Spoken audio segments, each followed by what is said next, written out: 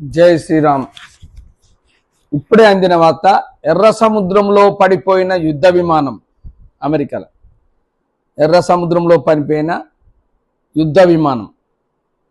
అది చూడండి, అది ఏం జరుగుతుందో. ఒక్కోసారి మిస్ అయిపోతుంది, ఎంత మంచిగున్నా కూడా. పైలట్ ఏదన్నా వేరే ఆలోచన కొద్ది నడిపినా కూడా, అందులో ఏదన్నా ఒకటి కంప్యూటరే కదా, ఏదన్నా నొక్కినా కూడా అది అలా పడిపోతుంది. సామాన్యంగా 90% పోవు, ఒకసారి అట్లా తప్పిపోయి పోవచ్చు. దానికి వాళ్ళు ఏం చేస్తారు, మనం ఏం చేస్తాం, కర్మగాలి ఏదో ఒకటి. మనం మంచి నడిచినా, మన రోడ్డు మీకు పోయినా కూడా వచ్చి ఎదురుగా గుద్దుతాడు. దానికి మన డ్రైవింగ్ మంచిగా లేదు, వాడు తాగి డ్రైవింగ్ చేసినాడు కూడా అంటాడు. అది పొద్దున మనం ఒకసారి పోతా ఉంటే ఎదురుగా వాడు గుద్దితే వీడు తాగిండా వాడు తాగిండా అనేది వాడు పోలీస్ డిపార్ట్మెంట్ ఎంక్వైరీ చేసినాక తెలుస్తుంది. కాకపోతే మాత్రం పబ్లిక్ మాత్రం మీరు తాగిండు గుద్దుకున్నారు అంటారు. అది జరిగేదే, అంత నడిచేదే.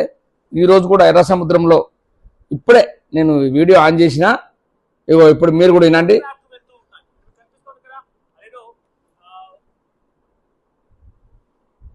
ఎర్ర సముద్రంలో యుద్ధ నౌక.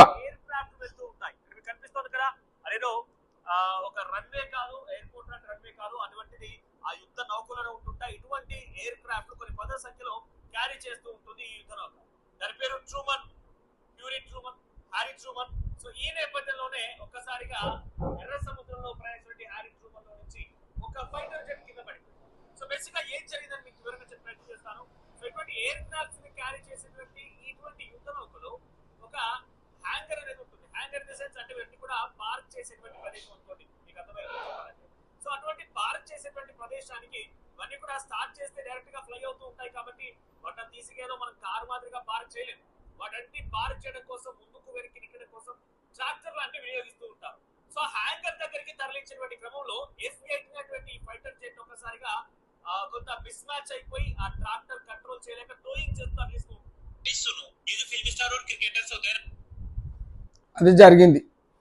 యుద్ధ విమానం అది కర్మగాలి, వాళ్ళు ఏదో మిస్లో అలా పడిపోయింది.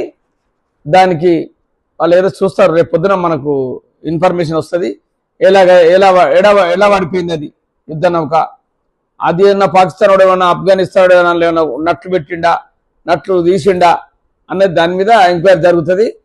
చిన్న చిన్న దాని ప్రతి ఒక్కటి ఎంక్వైరీ జరుగుతుంది, దాని గురించి చేస్తారు. అది రేపు చేస్తే దాని గురించి టెన్షన్ అవసరం లేదు.